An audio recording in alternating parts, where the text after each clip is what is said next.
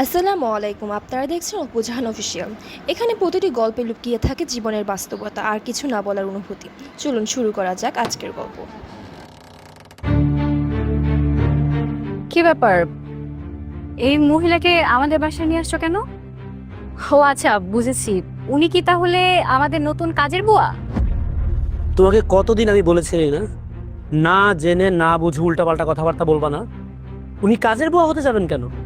উনি আমার মা, আর যেহেতু উনি আমার মা, উনি এখন থেকে আমার সাথে এই বাড়িতেই থাকবেন।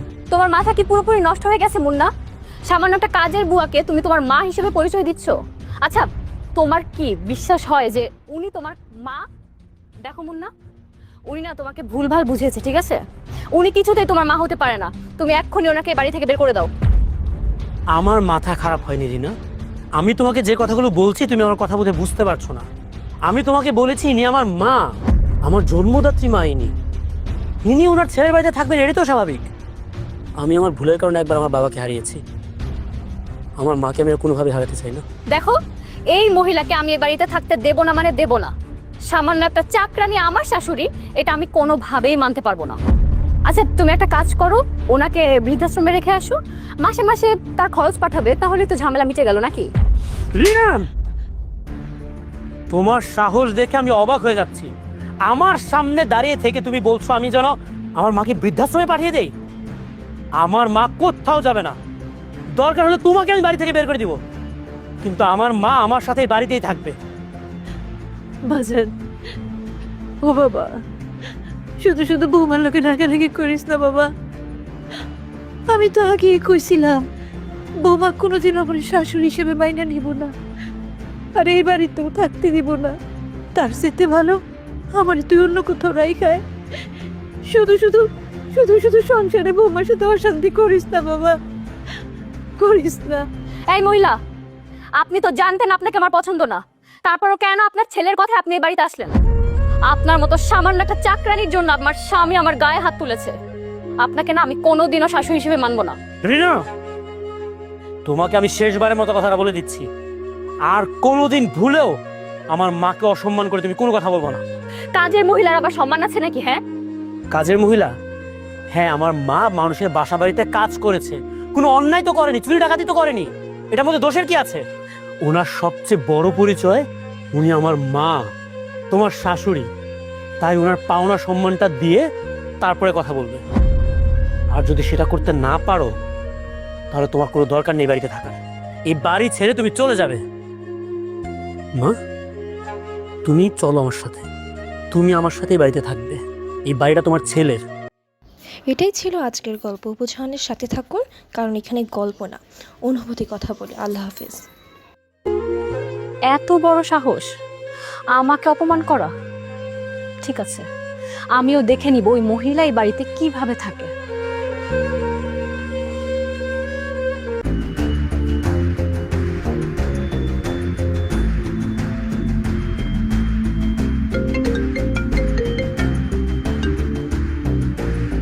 হ্যালো, হ্যালো মা। মা, আমার তো সর্বনাশ হয়ে গেছে, আমার সব শেষ মা। কি বলতেছিস তুই? কি হয়েছে? জামাই ঠিক আছে তো? মা, তোমার জামাই একদম ঠিক নেই। তোমার জামাইয়ের মাথা পুরোপুরি নষ্ট হয়ে গেছে। কোথা থেকে একটা কাজের মহিলাকে ধরে এনে তার মা পরিচয় দিচ্ছে, আবার তাকে বাড়িতে এনে তুলেছে। কি বলতেছিস? এইটা আবার কেমনে হলো? এত বছর পরও আবার মা পাইলো কোথা থেকে? মা, সে এক বিশাল কাহিনী। সেসব কথা আমি না হয় তোমাকে পরে বুঝিয়ে বলবো। এখন তুমি আমাকে বলো, এই মহিলাটাকে আমি কিভাবে বাড়ি থেকে বের করতে পারি? জানো মা, এই মহিলা বাড়িতে আসতে না আসতে আমাকে অপমান করা শুরু করে দিয়েছে। তোমার জামাই তার কথায় আমাকে বলছে বাড়ি থেকে বের হয়ে যেতে। সর্বনাশ! একটা কাজের মহিলার জন্য তোকে বাসা থেকে চলে যেতে বলছে? না না, এটা তো একদম সহ্য করা যায় না। দাঁড়া, আমি ব্যবস্থা করতেছি ওই মহিলাকে বের করার। সেজন্যই তো আমি তোমাকে কল দিয়েছি মা। তুমি যত তাড়াতাড়ি পারো আমার এখানে চলে আসো। এই মহিলাকে বাড়ি থেকে বিদায় না করা অবধি আমি একদমই শান্তিতে থাকতে পারবো না মা। আরে তুই একদম টেনশন করিস না, আমি এক্ষুনি চলে আসতেছি। আর ওই মহিলাকে কি করে ওই বাড়ি থেকে বের করতে হয় সেটা আমি বুঝবো, তোর টেনশনের কিচ্ছু নেই। ঠিক আছে মা, তুমি তাহলে যত তাড়াতাড়ি পারো চলে আসো, দেরি করো না কিন্তু। আমি রাখছি। ঠিক আছে।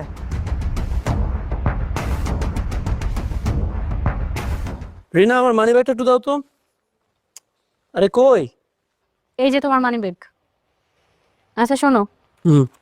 আমার মা আজকে আসবে, তুমি দুপুরে তাড়াতাড়ি অফিস থেকে চলে এসো, সবাই একসাথে লাঞ্চ করব। তোমার মা আবার হঠাৎ করে কেন আসবে? মানে এটা আবার কেমন প্রশ্ন? আমার মা আমার বাড়িতে আসতে পারে না? আচ্ছা সরি, আসো উনি, আমি ট্রাই করবো তাড়াতাড়ি। তুমি তুমি ব্যথা পেয়েছো দেখি? না বাজান, হ্যাঁ? ব্যথা পাইনি, কিন্তু খাবারটা যে নষ্ট হয়ে গেল। তুই সকালবেলা না খেয়ে খালি মুখে বাইরে যাবি বাজান, আমার একটা মিনিট সময় দে, আমি আরেক গ্লাস দুধ বানাই লয়ে আসি। হয়েছে, দাঁড়ান, আপনাকে আর কোথাও যেতে হবে না। আপনি তো এই বাড়িতে এসেছেন আপনার ছেলের সবকিছু নষ্ট করার জন্য। করুন, সেটাই করুন। আপনাকে দ্বারা কোনো কাজ তো ভালো মতো হবেই না, উল্টা সব কাজে বাধা হয়ে দাঁড়াবেন। রিনা, তুমি আমার মায়ের সাথে এভাবে কথা বলছো কেন? আমার মাকে ইচ্ছা করে এটা জেনেছে? উনি বয়স্ক মানুষ, হয়তো ব্যালেন্স করতে পারেনি, হাত থেকে পড়ে গেছে, যাচ্ছে। এই জন্যই না আমি তোমাকে বলেছিলাম এরকম একটা চাকরানিকে আমাদের বাড়িতে এনো না, কারণ উনি আমাদের সাথে মানিয়ে চলতে পারবে না। কারণ ওনার স্ট্যাটাস আর আমাদের স্ট্যাটাস তো সেম না। এটা তো তোমাকে বুঝতে হবে যে কিনা সামান্য একটা খাবার আনতে যে পড়ে যায়, সে তোমার জন্য আর কি করবে বলো তো? তোমাকে একটা কথা আমি আবারও মনে করে দিচ্ছি না, ইনি তোমার শাশুড়ি, আমার মা। আমি তোমাকে কোনো অধিকার দেইনি আমার মাকে এইভাবে অপমান করে কথা বলার। আমার মার যেটা খুশি উনি ফেলে দিবে, নষ্ট করবে, যা ইচ্ছা উনি করবে।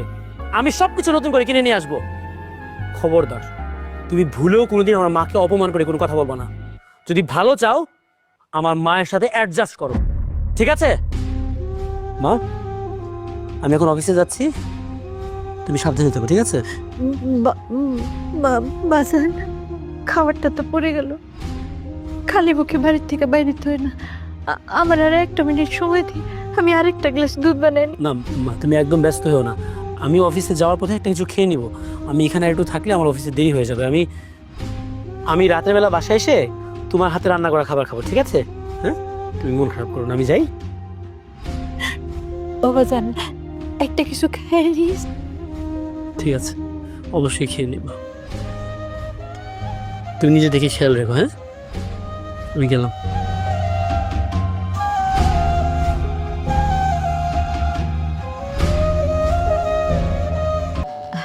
আসসালামু আলাইকুম। ওয়ালাইকুম আসসালাম। আপনি কি? আমি কে এটা জিজ্ঞেস করা তুমি কে? আর একই প্রশ্ন যদি আমি তোমাকে করি, তুমি কে? জাগো পাইতেছেন, হ্যাঁ রে, আপনি প্রশ্ন করবেন। আপনি কি? আপনার পরিচয়টা দেন, নাহলে ঘরের ভিতরে ঢুকতে দেবো না। তুমি তো মনে হয় এবার কাজের লোক।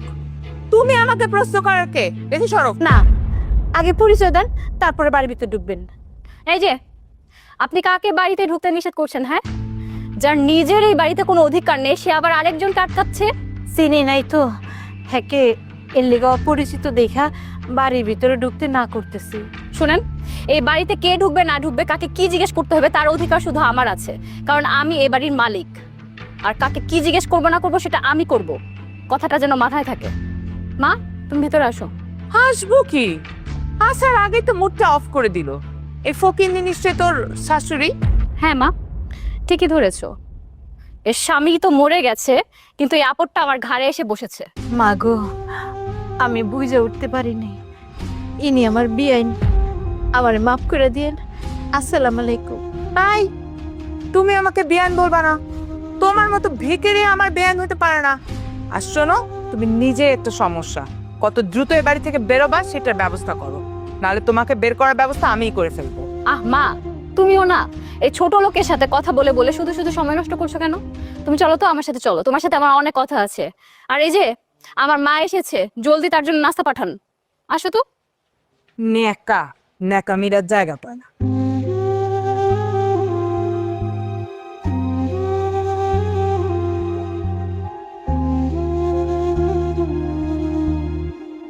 একটা কথাও বলবা না।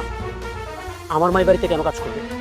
আমার মা এই বাড়িতে কোনো কাজ করবে না। তোমার মা আর খালাকে নিয়ে আমি সামান্য কিছু কথা বলেছি দেখে তুমি আমার গায়ে হাত তুললে। হ্যাঁ, গায়ে হাত তুলছি, গায়ে আরো হাত তুলবো। যতবার তুমি আমার মাকে ছোট করে কথা বলবা, ততবার আমি তোমার গায়ে হাত তুলবো। ওই মহিলা যেদিন থেকে এই বাড়িতে ঢুকছে সেদিন থেকে সব ঝামেলা শুরু হয়েছে। মা, যে করেই হোক আগে ওই মহিলাকে এই বাড়ি থেকে বের করার ব্যবস্থা করতে হবে।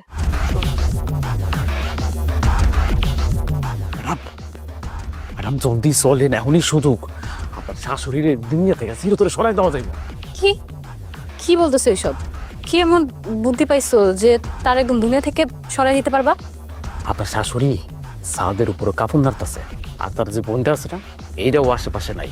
এই সুযোগে যদি তার ধাক্কা মেরে ছাদ থেকে ফালাই দেওয়া যায়, তাহলে চিরতরে আপনার ঝামেলা মিটা গেল। তুমি তো একদম ঠিক কথা বলছো। তাহলে তো তার আশেপাশে ওই শয়তান ডাইনি মহিলাটাও নাই। হ্যাঁ নাই, মানে দূরে কোথাও মনে হয় গেছে, আশেপাশে কোনো জায়গায় আমি দেখি নাই। চলেন এখনই তাই কামটা করে ফেলি। একদম ঠিক বলছো, এই সুযোগ কোনোভাবে হাতছাড়া করা যাবে না, কিন্তু কাজটা খুব সাবধানে করতে হবে যেন কেউ কিচ্ছু টের না পায়। ম্যাডাম, আপনি শুধু পিছন থেকে না তাও দিয়ে দেবেন, বাকি কাজ করার দায়িত্ব আমার। চলো কাজটা সেরে ফেলি।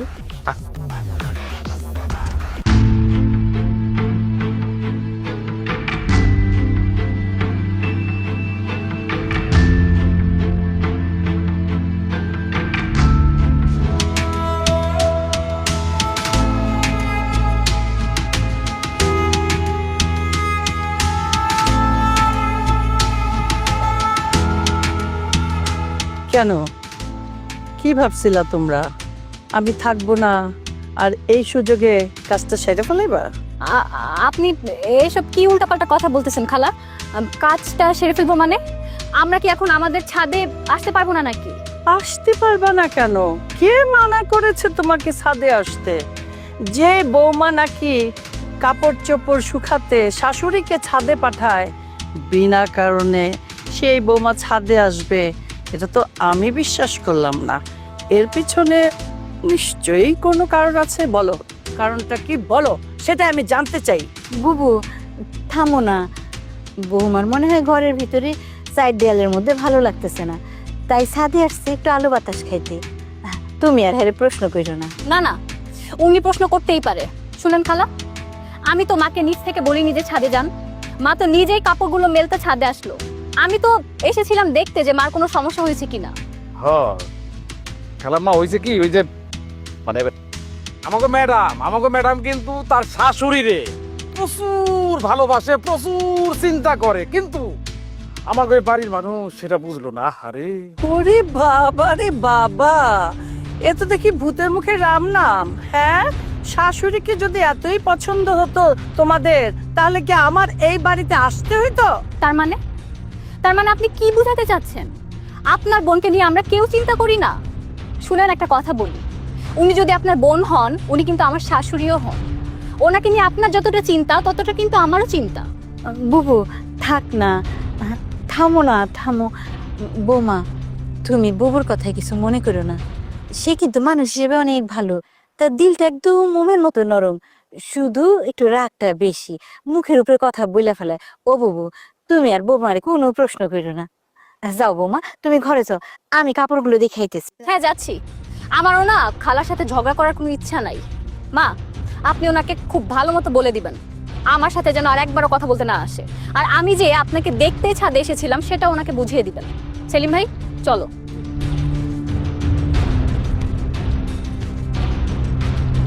তোর এই বাড়ির কাজের লোক আর তোর বৌমাকে আমার একদম বিশ্বাস হয় না। সব সময় একটা বাজে চিন্তা নিয়ে ঘোরাফেরা করে, তুই বুঝিস না সেটা? বুবু, তোমার আর মুন্নার যে কি হয়েছে আমি কিছুই বুঝতেছি না। সারাক্ষণ তোমরা এই বাড়ির সব মানুষগুলিকে সন্দেহ করতেছো, আমার মাথায় কিছুই ঢুকে না। বৌমা তো খালি আইছিল আমারে দেখতে। এটাই তো বিপদ, তুই সবকিছু সহজে মেনে নিস। তোর বৌমা বললো আর সেটাই সত্যি হয়ে গেল। হ্যাঁ, এর পেছনে তো কোনো কারণ থাকতে পারে, কোনো কিছু লুকিয়ে থাকতে পারে। বুবু, আমি এত কঠিন কথা বুঝি না, তুমি আর মুন্না মিল্লা যেটা ভালো বুঝো তোমরা সেটাই করো, আমি তোমাকে পেছার মধ্যে নাই। যাই, আমি আমার কাজ করি গিয়া, কাপড়গুলো উঠায় ফেলো। সেটাই ভালো, তুই তোর কাজ কর আর আমি আমার কাজ করতেছি।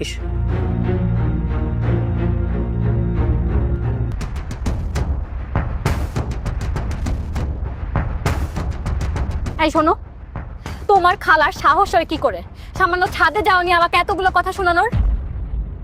বাসায় আসতে না আসতে শুরু করে দিছো। একটা সেকেন্ড, একটা মুহূর্ত আমাকে নিস্তার দিতে পারো না? না, তোমাকে আমি বলছি না একবার, খালাকে নিয়ে আমার কাছে কোনো কথা বলতে আসবে না তুমি। তুমি শুনতে না চাইলেও তোমার আজকে শুনতে হবে। আজকে কি হয়েছে জানো? মা দুপুরে ছাদে গিয়েছে কাপড় নাড়তে, সেটা দেখার জন্য আমিও ছাদে গিয়েছিলাম। কিন্তু তোমার খালা এসে আমাকে এতগুলো কথা শুনিয়ে দিল। সে বলে কিনা আমি কেন তোমার কাপড় দিয়ে তাকে ছাদে পাঠালাম। আচ্ছা, এইসব কথা বলার উনি কে? আচ্ছা রিনা, আমার খালা তোমাকে ভুল অথবা খারাপ কথা কোনটা বলছে এখানে? আমার মা একজন বয়স্ক মানুষ, ওনার বয়স হয়েছে, উনি কাপড় নিয়ে ছাদে কেন যাবে?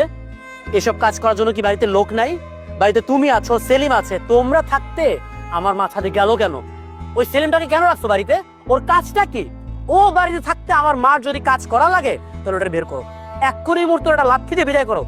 দেখো সাগর, বাড়িতে না শুধু কাপড় চোপড় ধোয়া ছাড়াও আরো অনেক কাজ আছে। আর মা যদি বাড়ির দু একটা কাজ করে থাকে তাতে সমস্যাটা কোথায়? এমনিতেও তো সে আগে কাজের লোকই ছিল। রিনা, তোমাকে কতবার কতদিন আমি বলেছি আমার মাকে ছোট করে একটা কথাও বলবা না। আমার মা এই বাড়িতে কেন কাজ করবে? আমার মা এই বাড়িতে কোনো কাজ করবে না। এই বাড়ির যত কাজ আছে সব তুমি করবা, ওই সেলিম করবে, লাগলে আমি আর 10 জন কাজের লোক তোমাকে এনে দিব। আমার মা, আমার খালা, এদেরকে নিয়ে আর একটা আজে বাজে কথা কোনো দিনও তোমার মুখ দিয়ে যেন না বের হয়। তোমার মা আর খালাকে নিয়ে আমি সামান্য কিছু কথা বলেছি দেখে তুমি আমার গায়ে হাত তুললে। হ্যাঁ, গায়ে হাত তুলছি, গায়ে আরো হাত তুলবো। যতবার তুমি আমার মাকে ছোট করে কথা বলবা ততবার আমি তোমার গায়ে হাত তুলবো। যদি ভালো চাও, এই পরিবারে যদি শান্তি আনতে চাও, তাহলে আমার মাকে তার প্রাপ্য সম্মানটা দিতে শেখো। আর যতটুকু সম্মান আমার মাকে করবা ঠিক ততটুকু আমার খালাকেও করবা। কথাটা ভালো করে তোমার ব্রেনের মধ্যে ঢুকায় নাও, আর যেন বলতে না হয়।